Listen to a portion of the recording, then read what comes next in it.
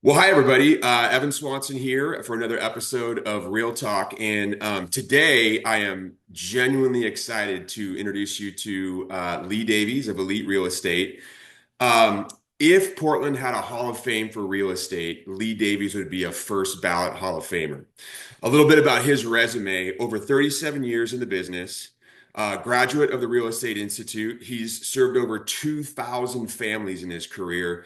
And even at this point, last year, 2024, nearly 8,000 realtors in our marketplace, and Lee placed 20th in terms of sales volume, according to the Real Producers list. So today, I forgot to say, also founder and president of Eleete Real Estate.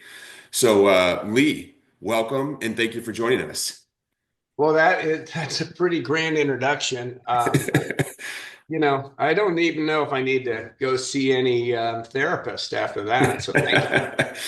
Well, here's the thing listen, I've only been in this business for nearly half the time you have, but we've done some transactions in our career, and it's just in the last year that I've gotten to know you, Lee. And I gotta say, like, you're a fascinating guy and a lot of layers to you, a lot of layers in that onion that's Lee Davies. And part of the reason I wanted to do this is because I think that there is a lot of misunderstanding for those who don't know Lee Davies out there.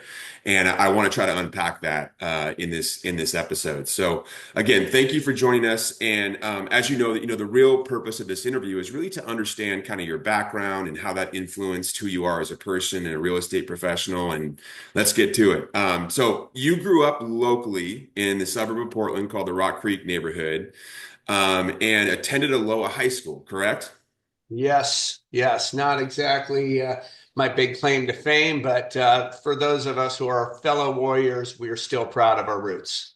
Well, I'm also a fellow warrior, but Cleveland High School warrior. But that said, Ah, Aloha High School has produced a lot of real estate legends in the Portland market, valid. including yourself. Yep, no, there's some other great people from Aloha High School. Craig Rieger's one of those people. Rieger, our friend Brian Page, Jim Smith. I don't know Yes, what's in the water in Aloha, but there's been some real productive people coming out of Aloha. yeah. Tell us about growing up and your family situation and all that here in back when you were growing up in Rock Creek. Well, I'm a product of a single mom, but my father was nearby. He lived downtown. He was very successful. He owned a real estate company. He bought a company in 1967 called the Bill Snyder Company with three offices, and he built it to around 27, 28 offices. And at his highlight of his career, he was in three states, owned a national relocation company, had a building company, and was hitting it out of the park. And then the recession came around the 80s, which time he gave me a phone call when I was at college and said, "I'm selling the business." So in the meantime, I just bopped back and forth from a very modest situation with my mom out in the Rock Creek Park View area, going to Aloha High School, getting in trouble like most kids. A very, very average student, but always knew what from right from wrong. But I looked for the parties and was very social. And then on the weekends, I was a wealthy kid and go to my dad's house over up on in Kings Heights on Westover Drive. We're going to talk about your influences because you've had talk about real estate legends. You've had some direct contact and influence from some pretty heavy hitters here in Portland, so we'll get to your dad in a little bit. But let's talk about college. You move on to University of Oregon and study there. What was your major? Well, it was supposed to be business and marketing, but you don't know this part of the story. I struggled to get into the business school, and went home my senior year in the fall and told my dad I was just going to need an extra couple of terms to get that GPA from a 2.7, 2.6 to a 2.8. Yes, that's me. And he informed me that that wasn't going to happen unless I was paying for that on my own dime. So he said, "Well, if you graduate on time, I'm going to be very excited to come to your graduation, and that little Chevy Love pickup you're driving there, I'll just sign over the title to you, and I'm going to give you, I don't know what it was. I think it was $3,000. And of course, in 1985, that was a lot of money. And he goes, and I'm going to be very proud of you and attend your graduation. And if you don't graduate on time, you will return the keys to the Chevy Love and the car back to my house. You will be cut off financially. And when you do graduate and you get your diploma, don't bother calling me because I won't attend. Harsh, harsh. Yeah, so that's why for those people who know me when I'm on my harsh side, you realize it's inbred and it's not something I really don't mean to be that way when I am that way. But fortunately, I was raised by a mom who was very loving, giving, and social and kind, and so I might be a split personality. Yeah, yeah. Well, we all have that in some context, I suppose. But okay, you get through University of Oregon, and what one of the best stories I think you tell is you almost didn't get into real estate. You almost had another job lined up. Tell us about that. Well, I was a professional interviewer. I was very good at getting to the bottom three. I was kind of foolish. I would always tell the interviewers that, my dad owned a real estate company because at that point he was still kind of a big deal, especially in my mind. And I think, I was sabotaging myself because people figured we're going to hire this guy and he's going to be gone in a year or two and go to work for the family business. But I did get a job with General Electric. I was very proud. I put in my notice. I was moving to Eugene. And they gave me the job offer before they got the results back from my personality test. And the guy who hired me thought I was great, did all kinds of role playing, interviews of a panel of three people in person back in those days, all that type. And he called me up about 2 weeks in. He goes, I've got some news to share with you. And I go, what's that? And he goes, well, the HR director and we don't see eye to eye on things. And I always am a rule bender, and he doesn't like me much. And he said that rule bending is going to stop now. And I said, well, what are you talking about? And he goes, well, your personality test, Lee, unfortunately says that you will not be a good salesman. So, so I'm very sorry, but we're going to have to rescind your offer to go to work. Oh General my Electric. God. And that was a company car and 18,500 a year. I mean, I was going to be a player. Well, and had you already told your dad? I mean, given the previous story. Oh, my dad knew, people took me out for dinner and drinks, all that customary stuff. I had given my notice, things were packed. I was ready to get in the car, and the job was based out of Eugene. So, God knows that was going to be good for me. So I was going to go back to college and be a, fifth year senior with a salary and a car. So I was going to Wow. be, didn't And happen. so didn't happen. You got to the 11th hour, it didn't happen, and that was the birth of your real estate career. Yes. Well, I kept going and not getting any of the jobs I wanted. So ultimately, I really had a self-esteem issue. Residential real estate wasn't thought of the way it is today. I think today it's got a nicer image than what it did back then.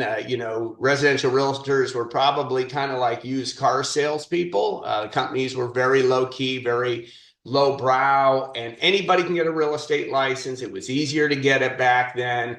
And of course, if I got my real estate license, I was going to go to work for my dad. And of course, anybody can get a job working for the family. So my self-esteem was at an all-time low, but I went ahead and went into it. And it turned out to be the right choice.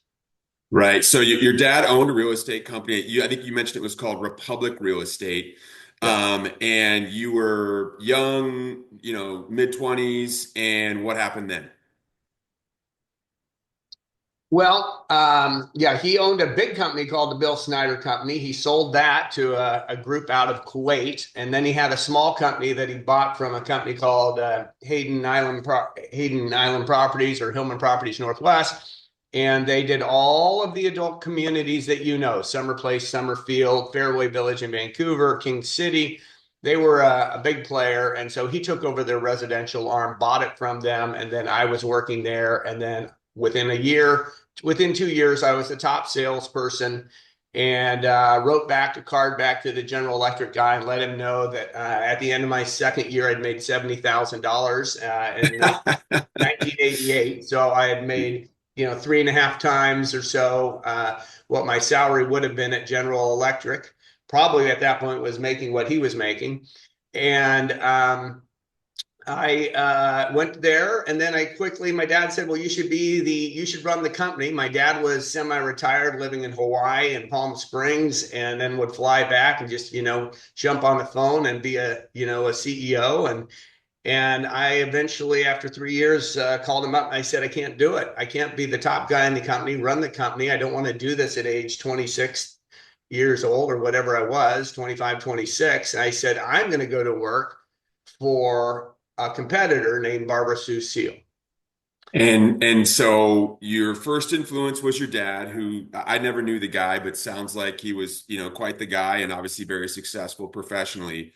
Barbara Susille, for anyone watching who doesn't know that name, look it up. I mean, she was maybe one of the most influential real estate professionals through the 80s and 90s in Portland, and produced a large team of highly productive professional agents during that time, including Sherry Francis, I believe, who is with you now.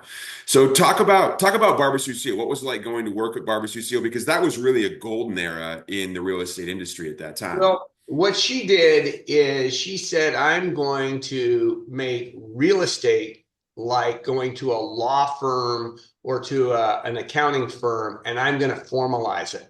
I'm going to Hmm. take this profession that is kind of cheese ball, wood paneling on the walls, Joe sitting there reading the Sunday paper, hoping somebody's going to come in and buy a house, to you walk in and there's elegance, and when you come in you'll be offered some sparkling water or some water with a lemon, and you can sit down. There'll be cheese and crackers for you in a waiting room. And she made it professional. She Hmm. had formal presentations. She had beautiful offices, as you remember, with oriental runners down the middle and curved glass. And every workstation was probably, at the initial offices, was probably a 10 by 12 workstation, big room. And it had the best people in town. She started with about 12 to 15 people. She got the best people in town. She got Justin Harnish's mom. So she had Christy Harnish and Tony Brambilla and Pat Bangeter and Linda Dufresne and Buzz Headley and all these superstars. And I thought, I did a transaction. What happened is I did a transaction with Tony Brambilla. He made me feel like $1 million, and introduced me to Barbara and said, this is Bob Davies' son. And, my dad was a big deal back at the time. And so she was very gracious to me. And I was hooked. And so away I went. I told my dad that. It hurt his feelings. It really hurt him. He shut down the company as soon as I left, closed it down. And 3 years later, he came back to me, or maybe not even three, but came back to me one day when we were on a walk or doing something. He said, I want to let you know that you made the right decision. Cool. That's And awesome. yeah, so it paid off. I ended up quickly becoming, going from back then, I was probably doing, I can't even remember, 10 to, I probably did 8 million, then 12, 10 million, then 13 or 14 million. And that was probably in 1990. Maybe 92 by 92 or something like that. So I was doing a lot of units, working really hard and putting myself around people who were better than me. And it was awesome. Well, and I can really see, I think people can see today the influence has had on the brand of Elite, right? I mean, that's really influenced how you've built Elite Real Estate today in terms of offering a very high level, elevated experience to your customers, an elevated brand, with the idea of really enhancing that experience and professionalism to the consumer. Is that a fair line to draw? Without a question. What she did is she provided all of the tools and basically allowed her agents to go out and perform, to get in front of people and to sell and to bring in business. And those of you, no one will believe this, but the split was 60-40 endlessly. And you Okay. were you were you were happy to pay it. I got calls from these new companies that had desk fees, attracting, dangling the carrot. Hey, come over here. It's going to be better. You're going to make so much more money. I said, no way. I said, everything.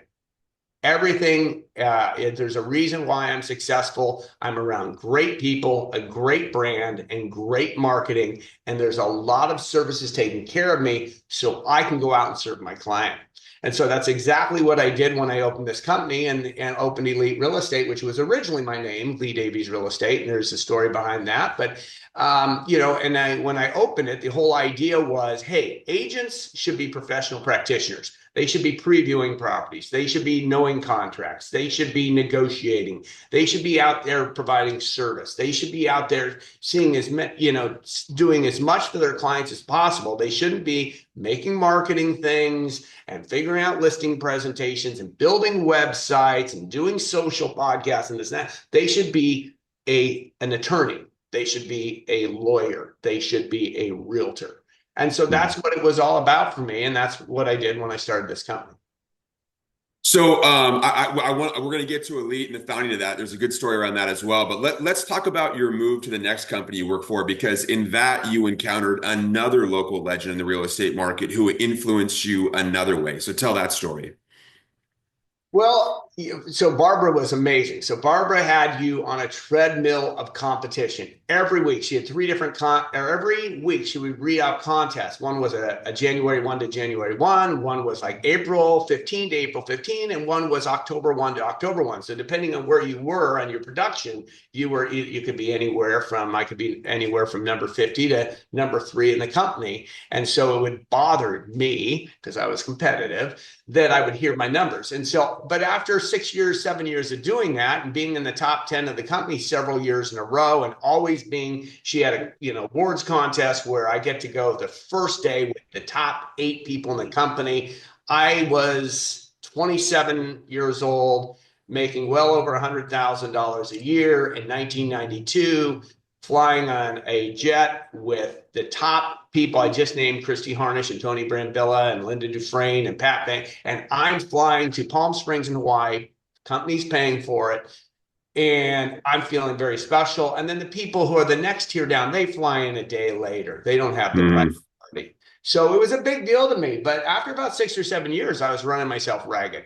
And I was attracted to maybe a different style of leadership. And Mike Hassan was attractive to me because they didn't do rankings. They didn't publish production. They said it's about the type of work you do and how you do your work. It shouldn't be about your numbers. There are great real estate agents who, we'll say today's numbers. There are great real estate agents that close $4 to $6 million of real estate who in some respects do better service and representation for their client than maybe an agent who's closing 25 to 40 million because of their hands-on and their caringness and their experience. And so that was attractive to me to get off the treadmill. I went to work for Mike, and Mike said, I said, hey, Mike, I called him up. I said, hey, I hear you're opening an office in Northwest Portland. And he said, yes, in Peter Court. And I said, well, I want to talk to you about that. I said, but here's the way.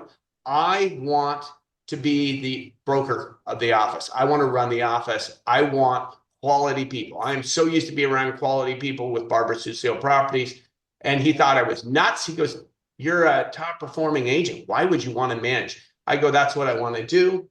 So a new relationship was born, and he was the third of my 3 amazing mentors: my father, Barbara Susile, and then Mike Hassan. And he really treated me like a brother. He empowered me. I also took on the institutional advertising for the company. The company had no identity; it just had sales production. So I took that on, and he was great.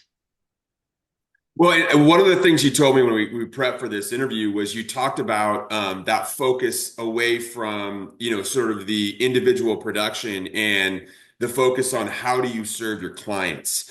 And that clearly influences your business today.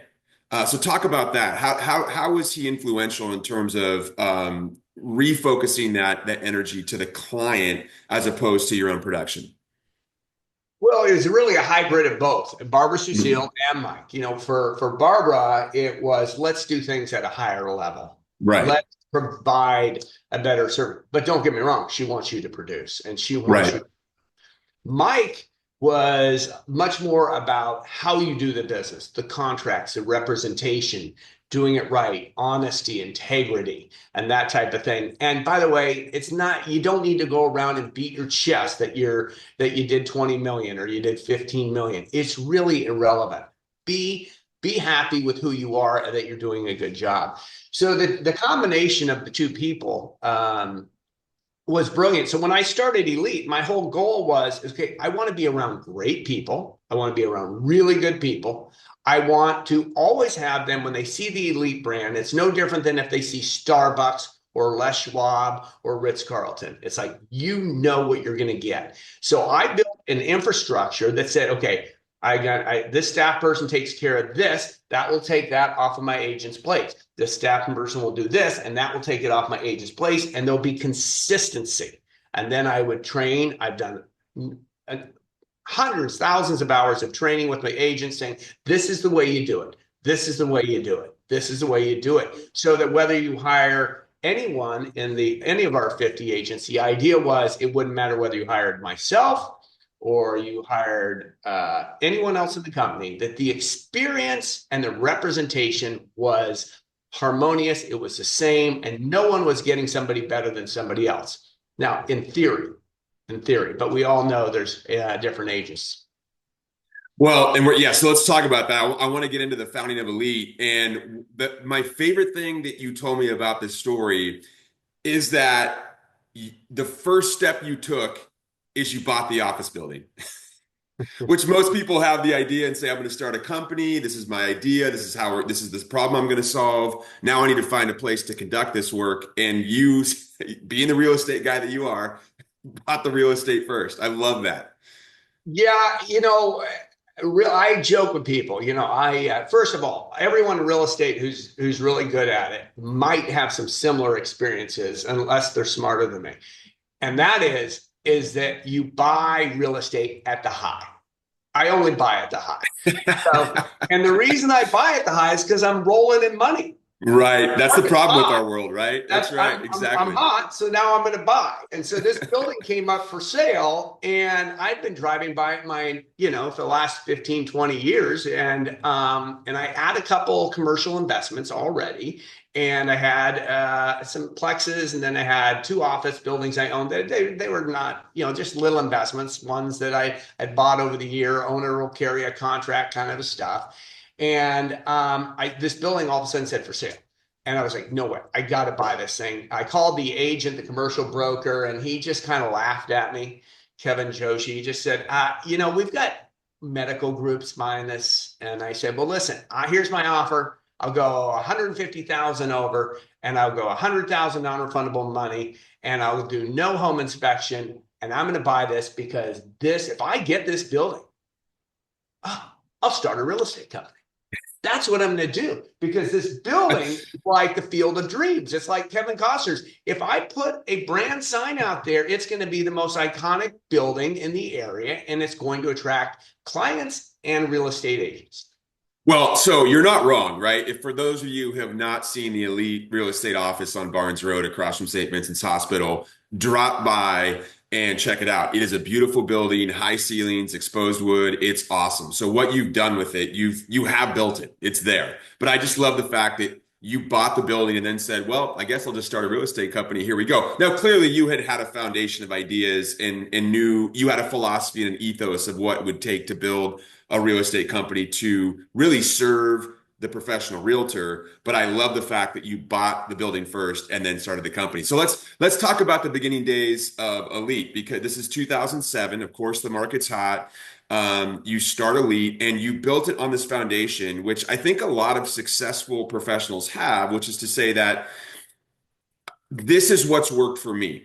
If I replicate this for other realtors, then it will work for them as well. And as I understand it, I think what you describe is you built somewhat of a rigid structure, a rigid foundation that you were going to say, hey, come into my company, plug in, do it the way that I do it, and you will have my results.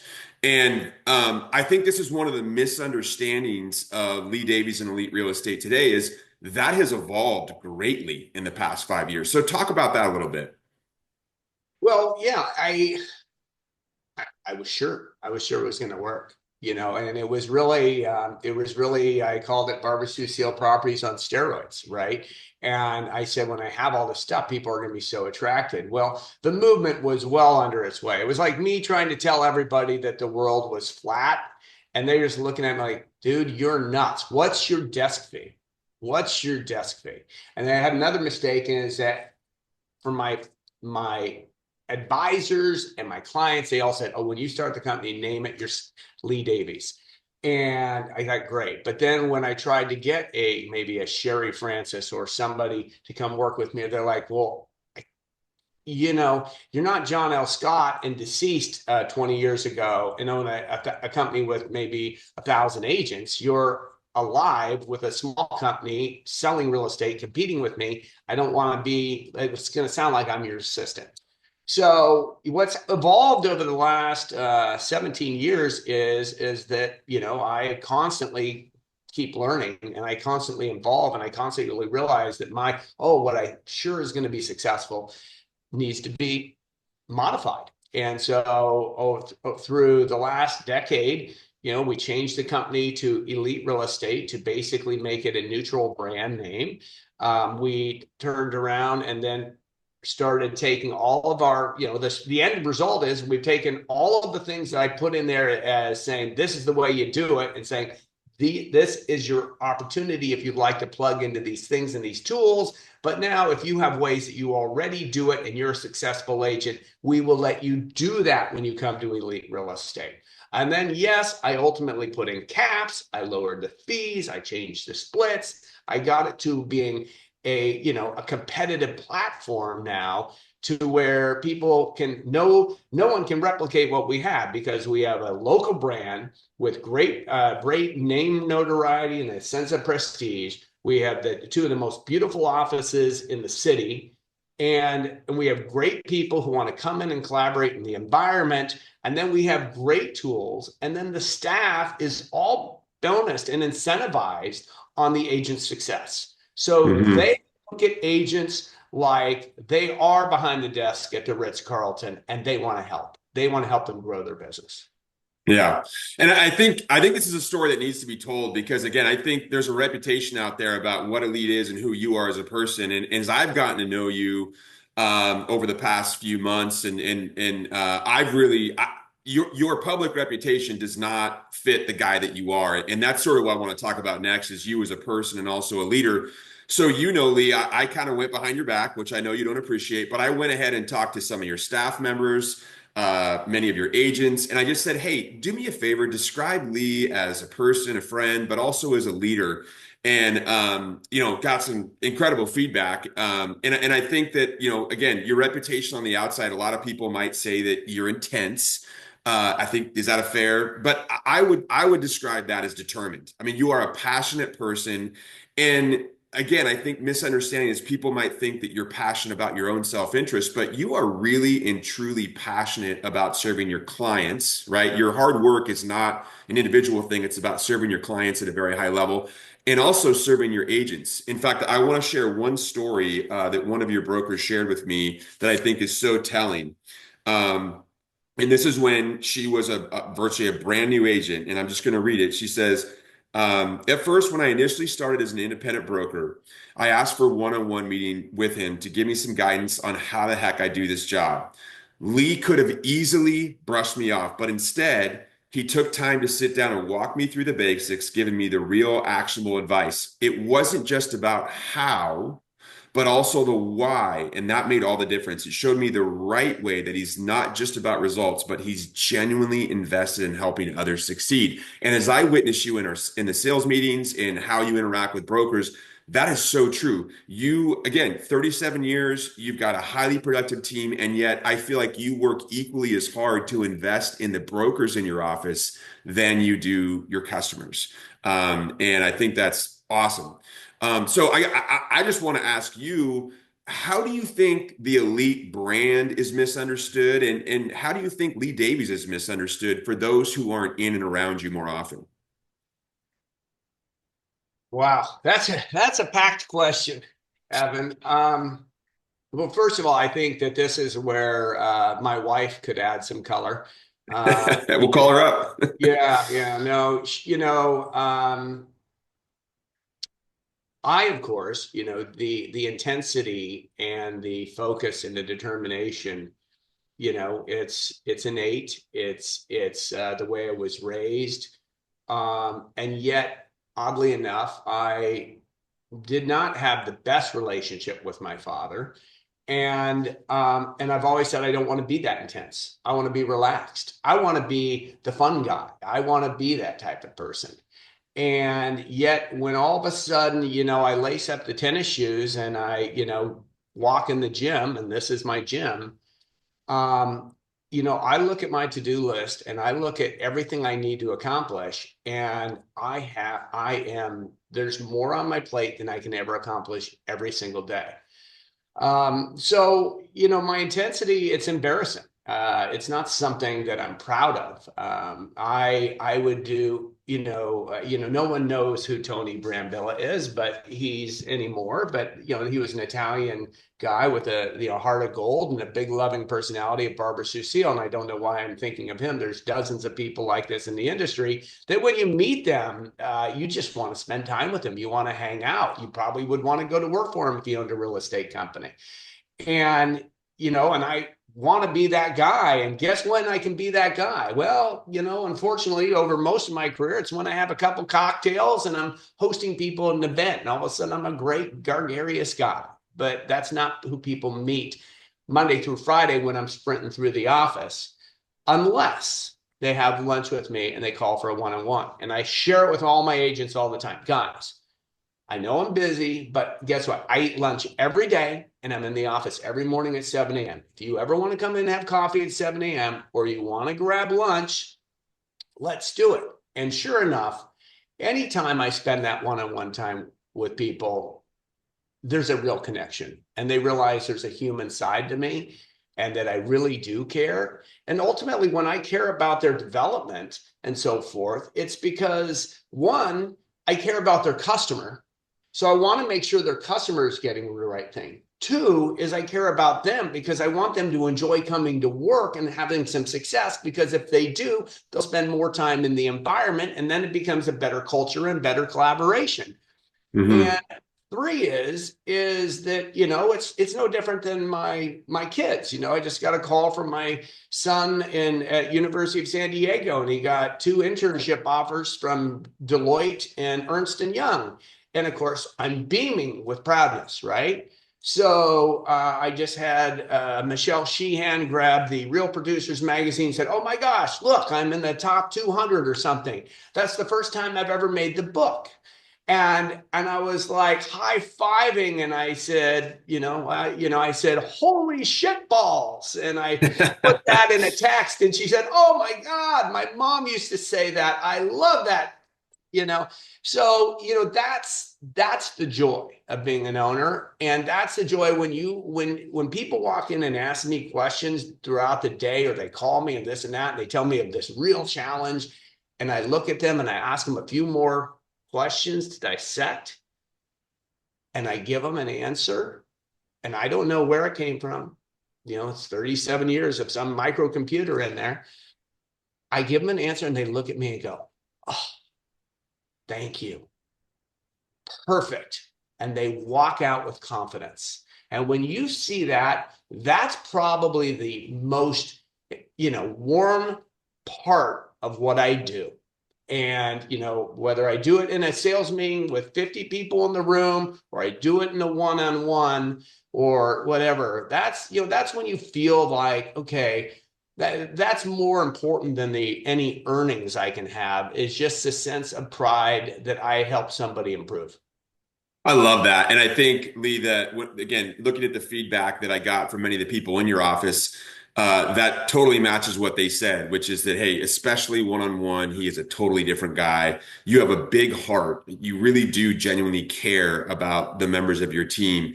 And you are so generous with your time and expertise. And you're a leader by example. And what I mean by that is I witness your office. There is a very high level of collaboration. but also teamwork. I mean, like there's people cheering for each other all the time and supporting each other. And I think that's because you as a leader really demonstrate and foster that. So it's working. And of course, we all wish you continued success. Before I let you go, and you've been very generous with your time with me, and I appreciate that. The last question I always ask my guests on the show is if you could go back in time and go back to when you were in your mid 20s and working for a public real estate, starting off your real estate career, knowing what you know now, what advice would you give to your younger Lee Davies? The same advice my dad gave to me and I didn't listen to. Um, my dad built that big company with 27 offices, and ultimately he had a nice retirement and this and so forth. But several of his peers did not go out and build a superstar real estate company. They had a more modest sized company like mine, and they didn't have fancy stuff. I have fancy offices and high end marketing and all this fluff stuff, and they were grinders, and they just bought a house. They bought a house every year. And, my dad told me probably when he was around my age, he said, he named some of these old timers that I knew the names of. And he goes, so and so has, 66 homes free and clear. So and so's got 115 homes free and clear. And they always lived, like Warren Buffett under the radar. And they could quit working anytime they wanted.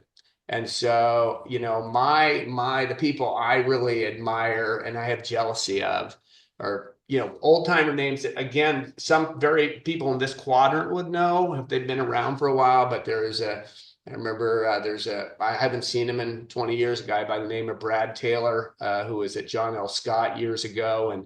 And that guy would say when he was probably in his mid 40s, he just said, well, I'm quitting real estate. And like, what? And he goes, well, yeah, at this point I got like 26 rentals. He goes, I just like to go fishing. And I'm like, oh. And then, an icon legend in this area, Dawn Jones, Casey's his daughter, and she's taken over and she's done an amazing job at John L. Scott. But Don Jones, because he is the brother-in-law of Brian Page, our former colleague there at Guild, or friend, and Don bought rentals and rentals and rentals, and so he made it easy on himself when he got to his 50s. All of the work was for the love of the job, all of that, and so income was never an important thing. So if I could do it over again, I probably wouldn't have a flashy office. I wouldn't have flashy cars or be foolish and buy vacation homes and try to roll with the big boys. But other than that, I've been very fortunate. And, right now we are in the best spot that we've been in 17 years. As you know, I had a dear friend from Barbara Susio Properties who then, when I went to that Hassan company and opened that office, I got her to follow me. That was Sherry Francis. When Sherry was at the Hassan company, she, in around 2006, closed 40 million in sales in 2006. It annoyed me. Actually, it's probably 2004, and it annoyed me. So I ended up quitting the managing principal broker job for Mike Hassan so I could go compete with her. And because I didn't like it, I was competitive. She was at Barbara Susile. I always sold more real estate than Sherry, and now she was selling more real estate than me. So I went back to it, and that worked out well for me. And but now Sherry, I've been trying to recruit her to Eleete for 10 years, and a year and a half ago, I was able to lure her away from Keller Williams, and she's not in the same driven mode of sales production. She wants to give back. And she's got that persona that I was missing. Mhm. She is she's got that love for seeing people improve. She has that caring. She's going to give you confidence. She's going to push you when you need to be pushed, but she's going to do it in a energized, positive, motherly way that is contagious. And Yep. she's taken over now, about 3 months ago, and she is blossoming. The office is blossoming, and we are attracting and just attracted three amazing agents from different companies who are looking for collaboration. Actually, four. We had one come in from Real. Because why? Well, because there's no office and no collaboration. We just had two come in from EXP. Why? Because there's no office or collaboration. And we just had another one come in from Keller Williams because the office doesn't have any energy. We bring the energy to the office. Sherry brings the energy and the positivity to the company. And I just had someone down the hall say to me the other night, she goes, Lee, I love Sherry. Love, love, love. She is the best. And that was a great decision. And it was an easy decision once she was ready to do it, because I've been nurturing that relationship since I've known her and since I opened this company. I've been trying to get her here forever. She's here now, and we are the energy, positivity, collaboration, it's the best it's been in 17 years of me. We'll see. We'll see if we can get Sherry on one of these as well. Another first ballot Hall of Famer to the Portland Real Estate Hall of Fame, for sure. And but Lee, thank you so much for taking the time and sharing your wisdom. Congrats on all the success you've had thus far. Of course, continued success moving forward. I have no doubts that your brand, your office, your company will continue to flourish. And just want to say thank you for sharing your wisdom, sharing your background with us here today. Okay, hey Evan, this has been very fun. So thank you for even considering taking your time to do this. Right on, team. Well, thank you for watching. Go ahead and keep your eye on this playlist. We'll add some more episodes in the future, and we'll go from there. Have a great one.